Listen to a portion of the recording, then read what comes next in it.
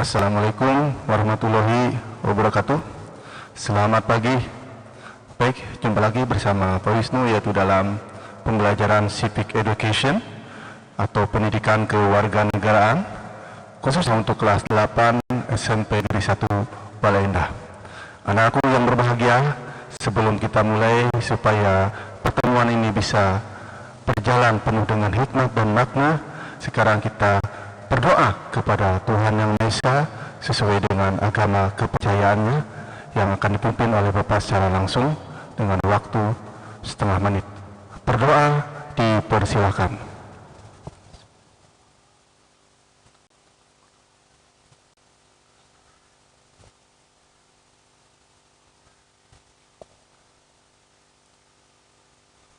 Selesai. Baik anak-anakku, bagaimana kabarnya? Dalam keadaan sehat? Syukur alhamdulillah kalau sehat. Nah, sekarang kita akan mulai pembelajaran. Tapi sebelum kita mulai pembelajaran, spesial buat kalian anak-anakku kelas 8, yaitu Bapak akan menyanyikan sebuah lagu yang mungkin sangat asing bagi kalian. Lagu ini adalah lagu yang pernah dijadikan sebagai lagu ikon yang berkaitan dengan nilai kebangsaan. Inilah lagu karya dari Gondol, spesial buat kalian semua anak-anakku kelas 8. Indonesia, merah darahku, putih tulangku, bersatu dalam semangatmu.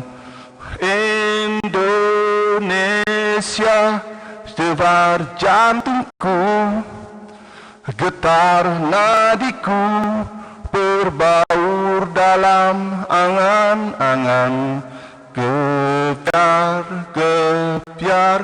ke langit hingga. Oke, itu lagu spesial buat kalian semua ya, untuk anak-anakku kelas 8. Lagu ini pernah hit ketika masanya.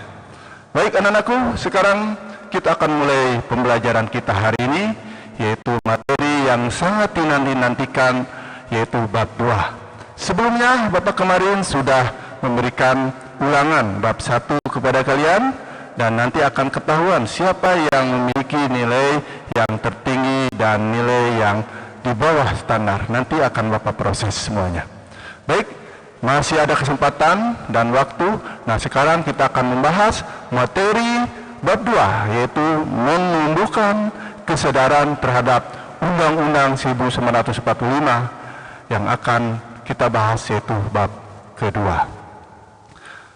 Anak-anakku, di sini Bapak telah mempersiapkan target-target yang harus kalian capai dalam memahami materi yang telah Bapak siapkan. Yang pertama, ada 4 kompetensi yang harus kalian capai. Pertama adalah kalian harus mampu berpikir positif dalam memaknai fungsi Undang-Undang Dasar Negara Republik Indonesia tahun 1945 secara adil sebagai bentuk suatu sikap beriman dan bertakwa. Kompetensi yang kedua yang ingin Bapak harapkan dari kalian adalah berperilaku menghargai martabat manusia di masyarakat dengan melaksanakan konstitusi negara serta peraturan perundang-undangan lainnya sesuai dengan Undang-Undang Republik Indonesia tahun 1945. Yang ketiga yang Bapak harapkan dari kalian adalah mengidentifikasi kedudukan dan fungsi Undang-Undang Negara Republik Indonesia tahun 1945. Kompetensi yang terakhir yang Bapak harapkan dari kalian adalah mengaplikasikan makna, kedudukan, dan fungsi Undang-Undang Dasar Negara Republik Indonesia tahun 1945 dalam kehidupan sehari-hari. Oke, ada 4 target yang harus kalian pahami dari bab 2 ini. Baik, sekarang kalian sudah siap untuk belajar? Siap tidak siap, yang namanya pelajar harus siap untuk belajar. Karena profesional kalian adalah belajar. Bukan bermain game, bukan bermain untuk membuang waktu, usia muda yang harus kalian hargai adalah waktu hari ini adalah belajar. Sudah siap semuanya? Anak-anakku kelas 8? Oke? Nampaknya sudah siap. Oke, sekarang kita akan mulai. Sekarang kita akan membahas yaitu yang secara dasar aja. Apa perbedaan konstitusi dan undang-undang? Oke? Apa perbedaan konstitusi dan undang-undang? Nah, di sini Bapak telah meramu dan menyusun berdasarkan hasil Bapak berpikir dan akhirnya melahirkan sebuah PowerPoint ini yang bisa mungkin berguna buat kalian. Konstitusi itu berasal dari constituere, itu bahasa Prancis. Konstitusi bahasa Inggris, dan constituenti adalah bahasa Belanda, yang artinya membentuk, menyusun, atau menyatakan. Istilah konstitusi yang sering diterjemahkan atau disamaartikan dengan undang-undang. Anak-anakku, dari poin ini kita bisa menarik kesimpulan bahwa konstitusi sama dengan undang-undang. Oke? Konstitusi sama dengan undang-undang. Apabila kalian mendengar istilah konstitusi, berarti itu adalah undang-undang dasar. Apabila kalian mendengar istilah undang-undang dasar, berarti itu adalah konstitusi. Oke, paham ya? Oke. Berikutnya ada istilah dari undang-undang seperti Grondwet dalam bahasa Belanda. Ya, undang-undang dalam bahasa Belanda itu artinya Grondwet, dan bahasa Jerman adalah Grundgesetz.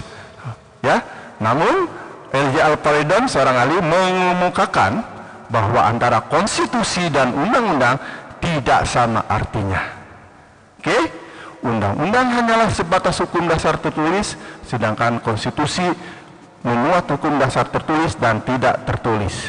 Dari poin dari ahli L.J. Alpharidon ini, kita bisa menyimpulkan bahwa undang-undang itu adalah hukum tertulis dan konstitusi itu adalah hukum dasar tertulis dan tidak tertulis. Paham ya? Oke, bagus. Jadi kalian Bapak anggap kelas 8 A, B, C, D sampai ke I bisa paham apa perbedaan konstitusi dan undang-undang ketika kalian ditanya nanti. Jangan sampai kalian terbingung, ya, tidak bisa menjawab. Oke, konsentrasi, fokus lagi. Kita upgrade lagi pola pikir kalian dengan wawasan tentang undang-undang. Anak-anakku, masih dalam konteks perbedaan konstitusi dan undang-undang. Nah, sekarang Bapak akan mengambil pernyataan atau pemikir dari Hermann Heller bahwa konstitusi dan undang-undang menurut Hermann Heller adalah sebagai berikut. Pengertian konstitusi adalah yang mencerminkan kehidupan politik di dalam masyarakat sebagai suatu kenyataan. Oke, pengertian ini disebut pengertian secara sosiologis. Konstitusi merupakan suatu kesatuan kaidah yang hidup di dalam masyarakat. Pengertian ini merupakan pengertian secara yuridis. Konstitusi yang ditulis dalam suatu naskah sebagai undang-undang yang tertinggi dan berlaku dalam suatu negara, pengertian ini disebut pengertian secara politis. Nah, jadi pengertian yang kedua adalah pengertian undang-undang merupakan bagian dari konstitusi tertulis. Oke, anak-anakku, dari pernyataan ini kita bisa menarik kesimpulan bahwa yang namanya undang-undang dan konstitusi itu sama, tapi kalau konstitusi itu lingkupnya lebih luas. Konstitusi itu ada hukum tertulis dan hukum tidak tertulis. Apa hukum tidak tertulis? Nanti kita akan Bapak bahas pada pertemuan berikutnya. Oke? Nah, sekarang kita akan membahas sebuah pertanyaan adik-adik yang merenung ketika apa sih yang menjadi latar belakang kita memerlukan undang-undang. Apa sih perlunya undang-undang? Oke, sekarang kita akan bahas. Ya, jadi latar belakang mengapa kita memerlukan undang-undang, yaitu dulu sejarah telah menggambarkan sosok raja yang sangat berkuasa dengan penuh sewenang-wenang melakukan tindakan penindasan terhadap rakyat, kekuasaannya sehingga begitu kuat sehingga rakyat tertindas, maka kita perlu undang-undang. Karena undang-undang diperlukan untuk mengatur hak dan kewajiban penguasa untuk memerintah, serta hak dan kewajiban rakyat bisa diperintah. Jadi undang-undang diperlukan untuk mengatur jalannya pemerintahan. Jika suatu negara tidak memiliki undang-undang, dapat dipastikan akan terjadi penindasan terhadap kedudukan Undang-Undang Dasar Hak Asasi Manusia. Dari poin ini kita bisa menarik kesimpulan, anak-anakku, bahwa kita perlu yang namanya Undang-Undang Dasar untuk mengatur kehidupan rakyat, mengatur kehidupan pemerintah yang berkuasa, supaya pemerintah yang berkuasa tidak bertindak tidak semena-mena terhadap rakyatnya. Jadi kita bisa menarik kesimpulan bahwa yang namanya undang-undang itu sangat diperlukan untuk kehidupan berbangsa dan bernegara supaya tercapai keteraturan. Anak-anakku, nah sekarang kita bahas latar belakang pembuatan undang-undang. Bagi negara yang satu berbeda dengan negara yang lain, artinya apa? Dapat disebabkan karena beberapa hal, antara lain sejarah yang dialami oleh bangsa yang bersangkutan, cara fungsi memperoleh kemerdekaan bangsanya, situasi dan Undang-Undang 1945, kondisi pada saat menjelang kemerdekaan bangsanya, dan lain sebagainya. Jadi, bahwa Undang-Undang Dasar itu bisa dikatakan bahwa terbentuk atau lahir ketika negara merdeka. Ketika negara mencapai sebuah kemerdekaan, maka dalam mengisi kemerdekaan untuk mengatur kehidupan berbangsa dan bernegara, maka diperlukanlah Undang-Undang Dasar untuk mengatur kehidupan, baik kehidupan rakyatnya, kehidupan pemerintahannya, itu diatur sedemikian rupa. Seperti yang ada diketahui bahwa hasil dari sidang PPKI pertama, bahwa salah satu poin yang sangat indah yang berkaitan dengan materi hari ini adalah lahirnya Undang-Undang Dasar 1945, yaitu pada saat sidang PPKI yang pertama, yaitu pada tanggal 18 Agustus. Nah seperti itu. Baik anak-anakku, sekarang kita akan bahas yaitu tentang masih kedudukan dan fungsi undang-undang. Nah sekarang tahun 1945 adalah adanya kehendak para pembentuk Negara Kesatuan Republik Indonesia saat setelah proklamasi kemerdekaan, tepatnya pada tanggal 8 Agustus 1945. Hal ini dimaksud terjamin agar penyelenggaraan ketatanegaraan negara Republik Indonesia secara pasti adanya kepastian hukum, sehingga stabilitas nasional dapat terwujud. Terwujudnya ketatanegaraan yang pasti dan stabilitas nasional memberi makna bahwa sistem politik tertentu dapat dipertahankan, yaitu sistem politik menurut Undang-Undang Negara Kesatuan Republik tahun 1945. Jadi bahwa puncak kemerdekaan ini adalah cikal bakal lahirnya bangsa Indonesia, dan kemudian lahirlah Undang-Undang Dasar 1945 yang telah Bapak utarakan, yaitu pada tanggal 18 Agustus 1945, yaitu pada saat sidang PPKI pertama, lahirnya Undang-Undang Dasar 1945. Seperti itu anak-anakku. Baik, nah sekarang kita bahas bahwa Undang-Undang Negara Republik Indonesia tahun 1945 merupakan norma hukum tertinggi dalam sistem ketatanegaraan Republik Indonesia yang dijadikan dasar untuk penyusunan peraturan perundang-undangan. Jadi kita bisa menarik kesimpulan ketika ada pertanyaan, apa norma hukum tertinggi di Indonesia adalah Undang-Undang Republik Indonesia tahun 1945, yang mana undang-undang tersebut adalah untuk dijadikan dasar untuk menyusun dan mengatur peraturan perundang-undangan. Nanti kalian akan ketemu di bawah Undang-Undang 1945 itu ada undang-undang, ada perpu, ada putusan presiden, ada permen, dan masih banyak lagi. Dan kita akan bahas pada pertemuan berikutnya. Baik anak-anakku, sekarang kita akan bahas sebagai hukum dasar Undang-Undang Negara Republik Indonesia tahun 1945 berkedudukan sebagai sumber hukum dasar hukum dan merupakan yang tertinggi. Dalam kedudukannya sebagai sumber hukum yang tertinggi, setiap peraturan perundang-undangan di bawah Undang-Undang Negara Kesatuan Republik Indonesia. Jadi dalam poin ini, dari awal yang tadi Bapak bilang, bahwa Undang-Undang Dasar 1945 adalah sebagai sumber segala hukum bagi bangsa Indonesia.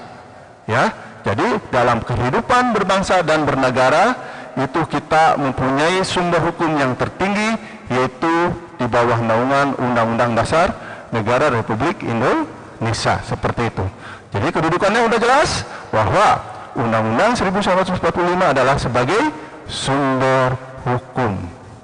Ya, sumber hukum atau sumber segala hukum. Oke, paham ya? Oke, terima kasih. Nah, sekarang kita akan bahas poin berikutnya. Masih dalam kedudukan dan fungsi undang-undang. Nah, setiap peraturan perundang-undangan di bawah Undang-Undang Negara Kesatuan Republik Indonesia tahun 1945 harus berlandaskan pada Undang-Undang Negara Republik Indonesia tahun 1945. Sebagai hukum dasar tertinggi, segala peraturan perundangan di bawah Undang-Undang Republik Indonesia tidak boleh bertentangan dengan Undang-Undang Republik Indonesia tahun 1945. Dari poin ini kita bisa menyimpulkan bahwa segala aturan-aturan yang dibuat di negara Republik ini dari Sabang sampai Merauke itu tidak boleh bertentangan dengan Undang-Undang Republik Indonesia tahun 1945. Paham ya? Jadi hukum-hukum seperti hukum adat, hukum yang berkaitan dengan nanti seperti Perpres, seperti Pergub, seperti aturan-aturan otonomi daerah, itu semuanya bermuara harus sesuai dengan Undang-Undang Negara Republik Indonesia tahun 1945. Oke ya. Nah, sekarang kita bahas fungsi. Tadi kita bahas kedudukannya. Nah, sekarang kita bahas fungsi. Fungsi undang-undang adalah sebagai alat kontrol. Oke? Fungsi undang-undang adalah sebagai alat kontrol. Undang-Undang Negara Republik Indonesia tahun 1945 sebagai alat kontrol apakah aturan hukum yang lebih rendah sesuai atau tidak dengan norma hukum yang lebih tinggi, yaitu Undang-Undang Negara Republik Indonesia tahun 1945 sebagai alat kontrol untuk mengatur kehidupan berbangsa dan bernegara. Seperti apa contohnya, Pak? Contohnya banyak. Misalnya kekuasaan presiden. Kekuasaan presiden itu adalah 5 tahun sekali. Masa jabatannya adalah bisa 2 periode, tidak boleh lebih. Itu adalah undang-undang yang mengatakan. Oke? Dan masih banyak lagi sebagai alat kontrol untuk kekuasaan atau jalan pemerintahan. Ya? Oke, nanti silakan kalian cari dalam realita kehidupan, dalam kehidupan sehari-hari, undang-undang sebagai alat kontrol. Contohnya seperti apa? Oke. Nah, berikutnya adalah undang-undang adalah sebagai pengatur. Undang-Undang Negara Republik Indonesia tahun 1945 juga berperan sebagai pengatur bagaimana kekuasaan negara disusun, dibagi, dilaksanakan. Penentu Undang-Undang Republik Indonesia 45 juga berfungsi sebagai penentu hak dan kewajiban negara, aparat negara, dan warga negara. Di situ diatur sedemikian rupa. Nanti kita akan bedah dengan contoh kehidupan nyata sehari-hari. Seperti apa kehidupan yang diatur oleh undang-undang. Banyak contohnya, ya. Seperti misalnya mentaati aturan lalu lintas, bayar pajak, terus misalkan melaksanakan pemilihan umum, itu ada diatur. Yang namanya rakyat itu diatur sedemikian rupa, ya. Dan itulah semuanya bermuara terhadap Undang-Undang Dasar 1945. Oke. Nah, sekarang apa itu Undang-Undang Negara Republik Indonesia tahun 1945? Dari poin ini kita akan membahas atau membedah secara khusus apa isi dari komponen-komponen dari Undang-Undang Negara Republik Indonesia. Oke. Nah, dalam Undang-Undang Dasar Republik Indonesia tahun 1945 adalah keseluruhan naskah yang terdiri dari pembukaan dan pasal-pasal dan aturan tambahan. Pembukaan dan pasal-pasal merupakan suatu kebuatan yang utuh, dengan kata lain merupakan bagian-bagian yang satu sama lain tidak dapat dipisahkan. Lebih jelasnya tentang sistematika Undang-Undang Republik Indonesia tahun 45 tergambar seperti berikut ini. Nah ini, anak-anakku, bahwa di dalam tubuh undang-undang itu yang pertama adalah adanya pembukaan. Pembukaan ini terdiri dari 4 alinea. Ya, alinea 1, 2, 3, dan 4. Ini sering kalian baca ketika kalian membaca upacara bendera. Contohnya pembacaan Undang-Undang Dasar 1945. Nah, maka yang akan dibacakan adalah 4 alinea. Nah, namanya pembukaan atau 4 alinea ini adalah absolut, sudah tidak bisa dirubah, karena ini sudah menjadi kesepakatan dari komponen elemen dari bangsa dalam kehidupan kita sehari-hari, ini tidak bisa dapat dirubah, yang namanya pembukaan. Yang keempat adalah pasal-pasal. Nah, Bapak akan menjelaskan di sini ada beberapa pasal-pasal yang di dalam undang-undang yang mengalami perubahan-perubahan. Sebelum diubah ada 16 bab. Kemudian setelah diubah menjadi 21 bab. Ya, sebelum diubah terdiri undang-undang itu ada 37 pasal. Setelah diubah menjadi 73 pasal. Sebelum diubah terdiri dari 49 ayat. Setelah diubah menjadi 170 ayat. Sebelum dirubah terdiri dari 4 pasal peraturan peralihan. Setelah diubah menjadi 3 pasal aturan peralihan.